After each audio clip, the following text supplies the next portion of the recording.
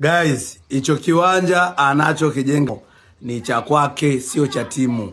Kwa sababu haiwezekani ujenge kiwanja kwa niaba ya timu, alafu eti timu imiliki 20%, wewe umiliki 80%.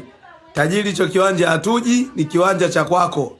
Hamna tofauti na kukodi. Eti anajenga kiwanja, anamiliki 80%, si tumiliki 20%. Timu yake ile hatuendi kwenye kiwanja chake, hatuendi. Na ndio maana nawaambiaga wananchi, muombeeni dua engineer na GSM, wanafanya vitu kwa ajili yenu. Sisi hapa haya tunajengewa kiwanja, lakini hicho kiwanja tunaambiwa sisi timu tunamiliki 20%, yeye anamiliki 80%. Sasa sana kutuonesha ziwa huko ameficha chuchu.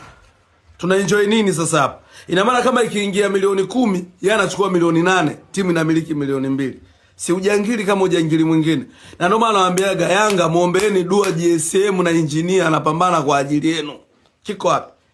Eti timu yetu sisi tunajengewa kiwanja na yeye tena kwa matakwa yake, hatukumuomba. Alafu anasema na miliki kiwanja 80%. Jina la kwako.